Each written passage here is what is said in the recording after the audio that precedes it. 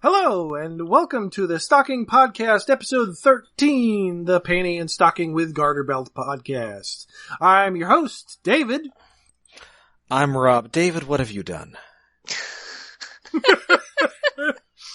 Well, again, like last year, I looked at the calendar and noticed that we have an episode coming out just about on April 1st. Magic. And then I had to remember something weird that we could watch. And something weird that we could watch that has something to do with Transformers, as opposed to me, who just wants to watch animated dragon boobies. Yeah, well, at some point we're going to do that, although that might have fit for April Fools, but this is a much shorter episode, so, oh, when the hell did this air? To the internet. This is a lot less slice of life, so I'll give it that. Yeah, this is a slice of something, that's for sure. Yes. Fudge. Okay, November 12th, 2010. The year is 2010. A little weird series showed up in Japan called Panty and Stocking with Garterbelt, which is, how best to describe it? If an anime was made by Adult Swim, it's kind of like, it's so weird, bizarre. Like, Japan has bizarre comedy shows and bizarre comedy anime. Yeah. And this is kind of bizarre. 'Cause two characters who are angels and they fight ghosts. Well, ghosts are sort of like the physical manifestation of hatred and things that animate like toasters and feces and stuff, and they have to destroy them. Okay. But they're also two strange, vulgar, sex-having young women who look kind of like their character designs would fit in Powerpuff Girls. Yeah. At one point, they're referred to as shitty angels, and I feel like that's accurate. Yes. And in the middle of their series, they did a Transformers parody episode called Transhomers. Well, Transhomers in English, it's Transhomers. Yeah. Is that a reference to something? I don't get it. I think it's just a mispronunciation of formers. Trying to say it quickly. Maybe it's with a bad accent. I don't know. Okay, Yeah. I thought they were calling them hoes or something. I mean, it's possible. Oh yeah, hose. It may be that. Or it could be. So I don't know. It's a Transformers parody. Even the opening credit thingies is like the movie because the it is first Transformers movie came out before this. It is very like Michael Bay Transformers Also, opening. And maybe I'm just more familiar with this than the rest of you because I have subjected myself to such torments. But the opening narration is very specifically Japanese G1. So there's like this big opening narration about this great battle in a very Japanese G1 narrator. Will Scorponok return, sort of. Of course he will. Of course he will. And I checked out a bit of the English dub, which is harder to find, although there was at least a clip that was free, thanks to Funimation. They do a Vic Caroli-like narration. Ah, okay. And they get sound-alikes for the not Megatron and not Optimus. Mm-hmm. Although in Japanese, the not Megatron and not Optimus are voiced by the G1 not Megatron and not Optimus. That's what I was wondering. Or actual Megatron and Optimus. Like, was it, the live Tesho Genda is the one guy. Yeah, Tesho Genda is Optimus, and, Seizo Kato is the Megatron, who's also, no, just the Generation 1 Megatron voice. So they were they used the movie G1 ones because, I mean, I guess Peter Cullen is both G1 Prime and Movie Prime in the US, so, the fact that the actual fake Optimus and Megatron who show up are very clearly movie influenced Because there was a part, I forgot when exactly this had come out, so I was like, is this pre-movie or post-movie? Oh, it's definitely post-movie. It's definitely, yeah. Yeah, I have to say, I can't see Cullen and Welker being down for this. No. The English approximations are kind of, or at least for the Cullen is pretty good. Although I think they might have got Welker back to do like a robot chicken bit, which is sort of along these lines. Oh yeah, they definitely Well, just recently they got David Kay to do a Beast Wars Megatron bit. Ooh. It's actually not terrible. I'll have to look into that. Well, the Transformers ones I've seen that they have done weren't that bad.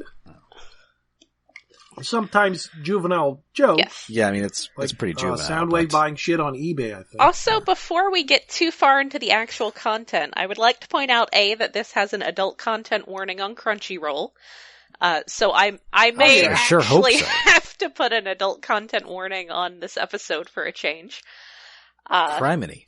Well, yeah, I accidentally curse anyway, but yeah, we're gonna be saying fuck because they say fuck. I don't accidentally curse, I they fully say fuck intentionally in Japanese. curse. Well, they're saying English fuck in Japanese, and yes. The English dub, at least the bit that was free that they had, was they bleeped out the curse words, but there was a lot of bleeping. I was kind of wondering how they handled that, because I know they actually did show it on Adult Swim at one point.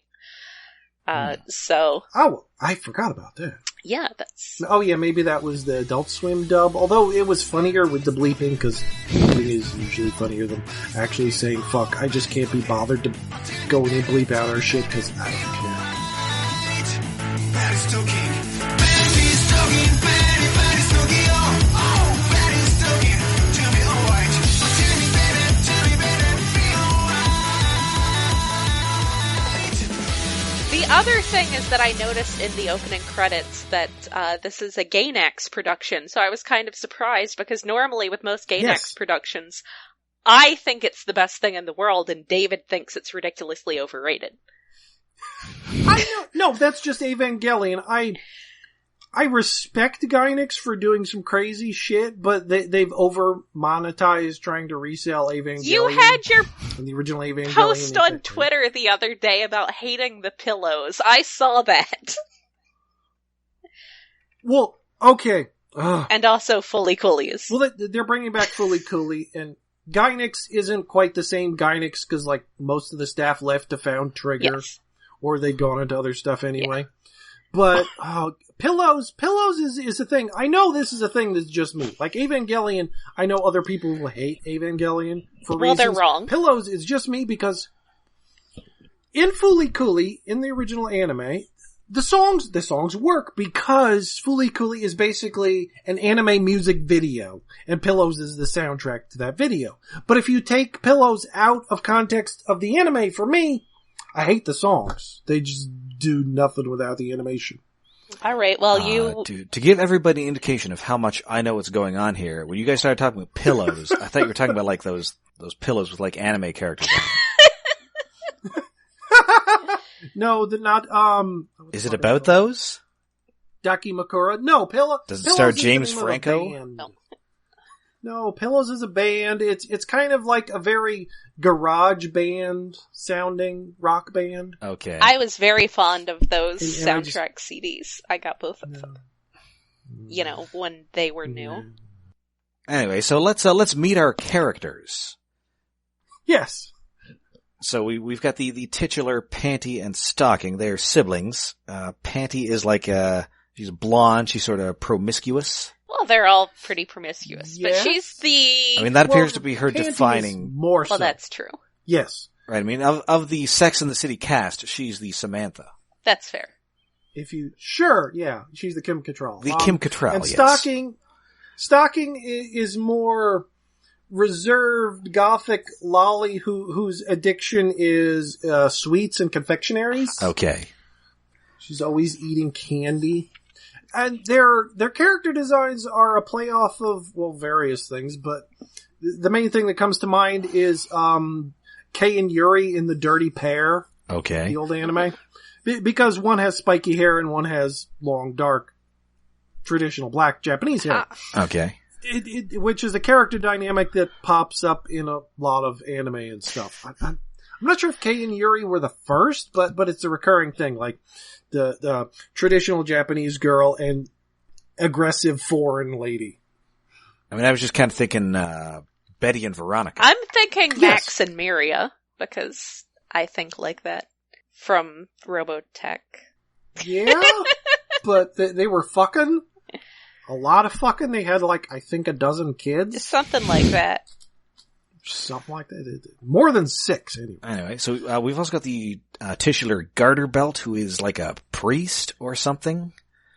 A creepy, strange priest who I mean, he's dressed like a priest. Occasionally implied to molest. Oh. Not the 2 girls, but like the priest, molesting little boys thing. It's implied. It even comes up in this episode at one point. Also a rare background. Black character in anime. Yes, though of course that means he's got a great big ol' fro. He has a gigantic afro and facial hair that initially led me to believe he was a luchador. Yeah. He at least doesn't have, big pink lips, which is kind of a problem. Yes, that was something. Mr. Popo. Yeah. And then there's also, this Philip J. Fry guy who's hanging around with them. Yes, the normal boring Briefs, guy named Briefs. Little red-headed boy with no eyes, because he's got Is he a Ghostbuster? That's his outfit? What it imply? Well, because they're fighting ghosts. Oh, I see. It is a very vaguely Ghostbustery outfit. Also, I would like to point out that Briefs is the surname of Bulma's family from Dragon Ball, where they are also all named after underwear. So this is not the first anime to have characters named after underwear. No. And is he, related to them in some way, or is he just, hanging out with them? He's just hanging around because, I don't know, I didn't rewatch the original episode to figure out why he shows up there. I think he's just the tag-along viewer insert, I guess. I don't remember. The boring It's been 8 human. years since I saw this show. He's the boring normal human. Anyway, so Panty and Stocking are fighting in church because they're constantly yelling at each other, and Brief is pleading with this priest to somehow stop them from doing so. At which point 2 asteroids crash into the church. Yes. Yeah, because the opening narration says the 2 asteroids are coming into a war. They've been at war forever. Although the animation actually reminds me of one of the Mega Man games, one of the later ones. Was it 7 or 8? Had an animation that started a lot like this, 2 robots from space were bonking into each other and crash on Earth, one good, one evil. Oh man, now I'm just reminded of the animation for the beginning of Mega Man 8, where Mega Man declares, "Bass! Why must we fight? We are not enemies." Oh, maybe it was that. Bass! I remember it was actually anime drawn. But anyway, back to this weirdness. Yeah, they're fighting. The 2 asteroids crash in their church house. Which, well, I guess... Yeah, they live in the church. Do they live in this church? I mean, that's a thing people do sometimes. Yes. Okay. Because Garterbelt's sort of looking out for these 2 angels who've been kicked out of heaven until they get enough heaven coins to go back to heaven. Okay. Because they're shitty angels. So the robots who are disgorged from these asteroids are Masculimus Surprise, who is like a fake Optimus Prime with an Orion Pax head. Yes. Yes, in the English it's Bleeptimus Prime, he calls himself. And Femitron, who is just straight up Revenge of the Fallen Megatron. Yes. Yeah, he's got the tank legs, he's got the dinky arm. One gimpy arm. Yeah. Who, in Japanese is Femitron. In English, he's Minjatron. I'm not sure which is worse. So, they talk about how they're going to fight, and they also talk about their Guimauve, which appears to basically be their spark. Yes. Yes. Instead, the respective sisters eat those, the robots fall apart, and the sisters are transformed into robots.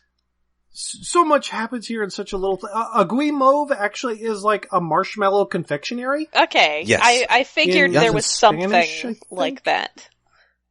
But yes, it looks tasty. It's like pink and swirly. And, in the English again, I won't be going back to that much because I didn't see that much, but like, when they crash and the not Optimus comes out, he says, "One shall stand, one shall fall." So presumably in the rest of the dub, there's a lot of old references, and Briefs says, "Oh, it's one of those bots from that old, cool old cartoon / crappy film." So we know where the dubbers stand. Yeah. Yeah. I feel like, Transformers the movie is a bit more iconic as the Transformers thing over in America, I think, than it is in Japan. Because they didn't really, I say they didn't really get the release of it like we did, like the big theater thing and everything, but on the other hand, like, that movie is constantly in and out of print here, so it's not like America has exactly gotten... Yeah. It's not like it's exactly been easily accessible in America through the years. I'm honestly amazed, given the limited availability, that it's actually reached the point of iconicness that it has. Because, like, it's never on TV. It was on the Hub a few times. Yes. The first time they put it on the Hub was, like, a big deal.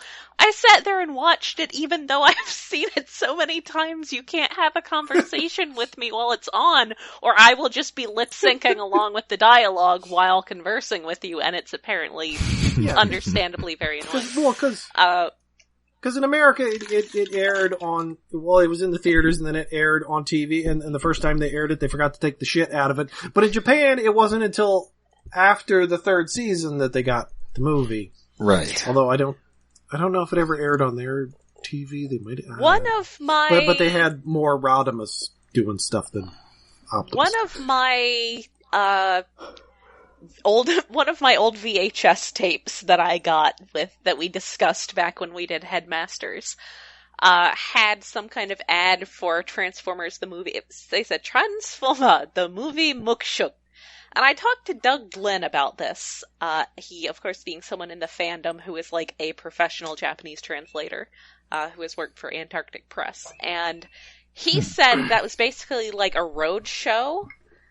So it's like they would have like a special, I guess it was probably like these Fathom Events things that we get in theaters now, where it was like an actual little event showing rather than a proper release. So. Yeah, road shows still confuse me because they still happen in Japan, and anytime it does, it's weird. It's like, I guess they only have like one print of the film that they tour around, which is a lot easier to do in Japan when it's only about the size of California. Yeah, it's a lot smaller. Still strange. So that was apparently how they got it in the 80s, is that sort of roadshow thing, which I had commercials for on old Headmasters dub. But yeah, so I get the feeling that probably there's a lot more, the actual Funimation English dub of it probably does have a lot more like direct Transformers the movie references, whereas the original Japanese is probably going to have a lot more like some of the stuff we'll come to, and like the narration, the opening narration, which was very Japanese G1 episode. So anyway. So yeah, they turn into robots. Panty is very... It's not just that, like, Stocking first eats the not Megatron's, like, marshmallow, and pronounces herself, after she transforms in this strange, involved, almost gory way into Gothic Empress Stocking. In English, it's like Gungatron Stocking or something. But she's G1 Megatron wearing... like her hair and in a Gothic Lolita boxy outfit. Yes, it's adorable. Just a straight up G1 Megatron head. It's pretty great. Yes. And then the other turns into like a Rodimus Prime type, but with an Optimus Prime / Orion Pax head. Yeah, and she's got a mask, which is, I guess an important the visual Optimus mask, and her hair kind of ends up looking like a bunch of bananas in the front of her face, and she's Bitch Commander Panty, or rotten ass panty in English. I think this also... Okay, rotten ass. That's kind of clever. Rotten ass is a pretty good pun. I think that also goes back to the Japanese G1, especially the stocking one. Whereas, and this is, some of these get kind of funny if you look them up. You had like Emperor of Destruction. I think it was Overlord who was Ambassador of Destruction, which is kind of hilarious. Which is probably just stolen from Kamen Rider with like the Ambassador of Hell. Yeah. Or, wait, was that Spider-Man? Spider-Man was an ambassador of hell. Spider-Man. Okay. So you got those. I was that sort of title was a Japanese G1 thing. Yeah, and then the girls... So they decide to continue these robot war and go to their various rooms and turn their furniture and personal items... Condoms. Into robots. Panty has condoms, and Stocking items. Specifically has a big dildo. Yes. Which there is a little animation model of, so that's like my new favorite thing. This show is filthy. Oh, yes. This show was definitely shown after hours on Cartoon Network. I forget, oh shit, the dildo combiner, was that, when was that? What the fuck was it called? I think that was before that. That was, Nexus Maximus? Nexus Maximus. Yes, Nexus Maximus. When Fun Pub did a slow to come out combiner, because they had one piece of the combiner each year, as their, what was it, the Club exclusive toy? Club it looks toy? like it was 2009, so... Oh, so it actually did finish before this. Okay, so yeah. Yes. So the name they picked for the combiner was Nexus Maximus, which, with a really quick Googling, like, once that was announced, people realized that's also the name for a large dildo. Or was it a vibrator? It was a double-ended. It was a double dildo. Which, as a lesbian, I took note of, because I'm like, that would be an interesting piece of Transformers history to have. and I think apparently it was like the same shade of pink that the little dildo in this episode is, so I don't know if that's intentional or accidental. The problem, as I heard it, was that someone had their safe search on. Well, that makes sense. Someone who was, like, I don't know if it was at Hasbro or Fun Pub or both, but yes, they had safe search on, which you probably should not do when clearing names like that. Yeah. That seems so like one of those situations where at work you do actually need to turn that off. Oh, and one of the stocking cons is Sugar Scream. Yes. Yes. There's a straight up a Starscream who later attempts to betray her. Well, yeah, of course, but like transforms from like some sugary candy she had on her shelf or something. Yeah. This really seems like the opposite of a lot of episodes that we have where not much happens in the show over the course of half an hour, and this is a great deal happening in 15 minutes. Yes, well, if memory serves, that's kind of this entire show. It's like shove as many things at the end of the story as you can as quickly as possible and just move on. Yes. And hope they're funny. Or at least disgusting enough to be amusing. Yes. So they... Condom Transformers. So a bunch of antics ensue. They set up an ambush at the fridge, but it turns out that Stocking has already eaten everything in the fridge and she's hiding in it. Yes. She set up shop in it. And Panty locks herself in the bathroom so that Stocking can't get in there, but they counter that by wearing diapers. Also, so in the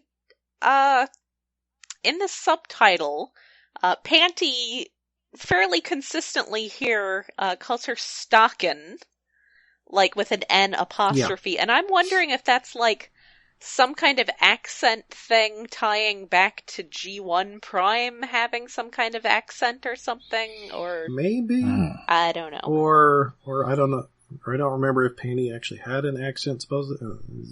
She has a vaguely Ironhide looking head, so maybe that's it. Maybe.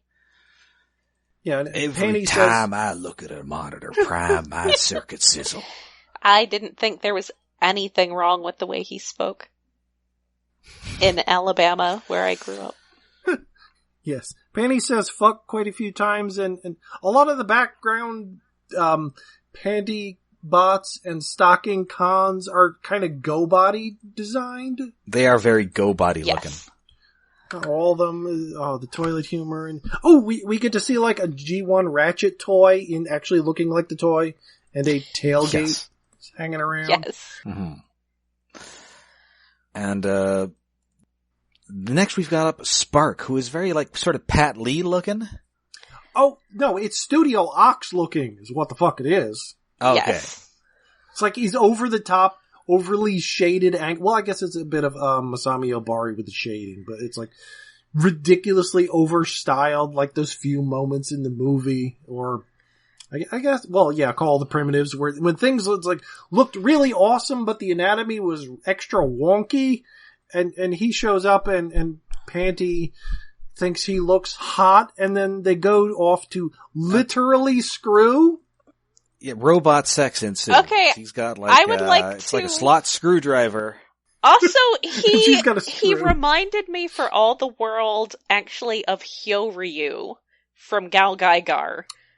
The red of the side combiners. That's who it looked like. Who I will admit is, he's got good aesthetics. He's not a bad looking robot. So we have like this overdrawn Studio Ox styled robot sex scene on camera, which is just a screwdriver unscrewing a screw, but it's still ridiculously suggestive. And then it turns out that robot is actually a counterpunch. Yes. Also, in a later scene, I did notice that Panty does still have that screw between her legs. That is like a recurring part of her character design. That's good. He explodes upon reaching climax. Okay, like rapid fire. Here's a scene done. Next scene. Oh, hey, it's a nerdy sound wave. A little crow bot on his shoulder. Yes, he's just got this and little he's got 3D glasses. Crow robot on him. And he does have a super flangy voice. Yes, there's a giant fight. There's a definite homage to Devastator ripping through Autobot City in Transformers the movie. There are a couple things here. Again, Japanese G1, especially Headmasters, had a deep fondness for the sort of matte painting battle scene pans. So they would pan on this big still battle scene that was, just a big painted thing. And that's a lot of what this battle scene is a series of those. But then there's also the Devastator ripping through the side of Autobot City thing. Yeah, there's quite a few things. Oh, and Stocking Tron has Transformers animated Megatron sword helicopter blade. Yes. Which is a nice touch. Lots of there's so much detail in here, like her sash around her waist is also kind of like Galvatron's belly. Mm-hmm. There's an abundance of references to the cartoon. The animators really liked Transformers. Yes. Also, there's like a purple snarl. At there's that was Dinobots in there. Was my avatar for like quite a while. I think the big dildo is going to have to be my avatar. I'm pretty sure I saw Kremzeek at one point. Probably, yeah. There's so many things in this. Trying to identify everything would cause overload. So eventually, Ghostbuster guy wakes up with his weird, like, green dog thing that looks like Gurr from Invader Zim. Yeah, I forget what the fuck it's called. I actually thought that was Garterbelt back in the day, but no, I guess the priest is Garterbelt. Yeah. So, and he finds out that that fake Optimus and fake Megatron are still alive, although they're just heads. Yeah. And, he tries to convince them that, you You brought your war to this planet, and it's still continuing as these two girls who have taken over your place are just fighting to the death, and we have to stop them, and they eventually agree. And they're all, hey, that's great. Dying in battle is awesome. Because I guess we're just a bunch of space Klingons. We need to have or the movie characters. We have to have a final showdown, and and they're like destiny. One shall stand, one shall fall. Yeah, that's probably in the dub. Yes. Anyway, so eventually he does convince them that, war between the robots is stupid. We should join forces and destroy all life on Earth. Yes. Yep. And then they merge into the Fallen. Yes! Yay! Which is fun, which I guess means the second movie had come out at this point. Yes. Yes. Well, this is 2010, and that second movie came out 2009. Ah, okay. I don't remember the timeline. So yes, we had all been exposed to and Megatron is just Revenge of the Fallen Megatron. Yeah, with the tank and the treads and the skimpy arm. Treads. I forgot about the treads. Yeah, he's got the tread feet because he's a jet in that first movie. Yes. Yeah. So now, the girls somehow get completely different character models. Like in a totally different style than the rest of the show? Is this the thing that happens? That's the thing. Well, yes, their stock animation transformation from just their regular selves into these fighting angels is a lot better animated. Well, supposedly better. It's different, more realistic, or no, not realistic. And also highly sexualized. Yes. Highly sexualized, normal it's a magical girl transformation. It's a standard magical girl transformation. They go from their little Powerpuff Girl sized things. Well, not quite, but I can't think of a series that's more comparable to like sexy hentai designs, writhing against stripper poles. Yeah. Yes. And so they destroy the Fallen, and I believe this is like an actual model of this thing that blew up. Yes, they cut to a physical clay model of the thing. No, I think it's styrofoam because they blow the shit out of it. It was a fun day at the company parking lot that day. After declaring it to be a shoddy extraterrestrial angel, or not angel, ghost, a shoddy extraterrestrial imported ghost. Yeah, every episode, the ghost, they would blow the shit out of a model they made. Oh, that's like a thing that happens in every episode. Yeah. There we go. It's like, well, cause I guess it's a Gainax tradition cause, Hideki Anno loved, Ultraman and stuff and probably made his own models and shit. So they just, let's blow something up. It's fun. That's fair. Although I don't think he had anything to do with this. And so it's destroyed. They revert back to their human forms. And also this thing just gushes out a bunch of blue coins. Yeah. Yes. All of the robots. When they kill a ghost, coins come out. And there's just there you go. A shitload. Except these are foreign coins. So they're not, useful for buying their way back into heaven. Yes. It's like a bunch of Deutschmarks. Like a bunch of rubles. Oh yeah, and when they were doing their sexy henshin thingy, they were fucking up the chant they always say. Okay. Which was kind of amusing. Yes. And so, Ghostbuster guy thinks, okay, so hey, you girls will put aside your differences now, and then they immediately begin fighting again. Yes. Yeah. Oh, and once they kill the fake Fallen, all the Panty bots and stocking cons they burst into coins too. Yes. And they're all excited because they're totally going to be able to buy their way back into heaven now, except it's foreign currency. So they can't. Yeah. And, at one point in the episode, there's a robot that runs out of the room that Panty was fucking the one robot in, and the robot runs out, and then Garterbelt comes out, and that's creepy. And then later in that later in the episode, that robot is fucking a not RC before he explodes into coins. This show's dirty. Yes. Yeah. It's really dirty.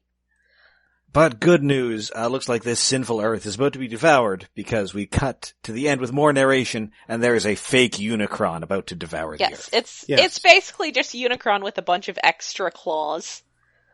Yes, that actually looks kind of cool. Yeah, it does. And, and cut to next episode, stripping, which we're not gonna do. No, this 15 minutes of this almost killed me. It's not even 15 minutes, because it's 2 episodes per 23-minute episode, and, like, the intro is only 30 seconds. So it was like a 10-minute episode, but yeah, there's so much happening, so much weirdness, so much more filthy than I remembered. Yeah, this was something else. I don't think I will ever watch the rest of it, but it was interesting to see it. It was... I remember it fondly for being so weird and funny. It's very weird. I mean, I do get a real, like, Aqua Teen Hunger Force vibe off this. Yeah. It's in that vein. I did not remember the robot fucking. I don't know how you'd forget that. I'd like to forget that. Because there's so much going on in these 10 minutes. There is a lot going on. So much happening. Oh my god. It makes fun of the movie and the old cartoon and GoBots and the Fallen explodes. Handsome Gal Geiger looking dude. Yeah. So that, I think that about does it. I mean, if you can dig this up, it's kind of an interesting curiosity. It's on Crunchyroll. Funimation probably has the dub on there. Adults only. Yes. Yeah. Don't tell the kids. Yeah, no. All those kids. There's a good zombie episode, if I'm remembering correctly, although there might have been a lot of fucking in that episode too. Fucking zombies? Gross. What is this, Italian? Maybe it is. Zombie movies. So until next time, you can find us all over the internet. We are on Twitter, we are on Tumblr, and we're on Facebook. And I am just going to take a moment to tie this into Jeffrey Combs and the whole decapitated cunnilingus. We are hosted on iconunderground.net, where we have a Patreon set up to help us with hosting fees and other costs. That is at patreon.com/iconunderground. That's right. This, for March, we did an episode of Kimono Friends. What will we do for April? It's a mystery. Yay! We'll find out someday. Maybe don't watch the zombie episode. I think they, fight off zombies by using things they find in a sex store. That sounds nice. Giant dildo weapons. Of course. Yeah. So, until next time, when we actually do cover the final part of Darkness Rising. Yes. I'm Rob. I'm Jen. And I'm David.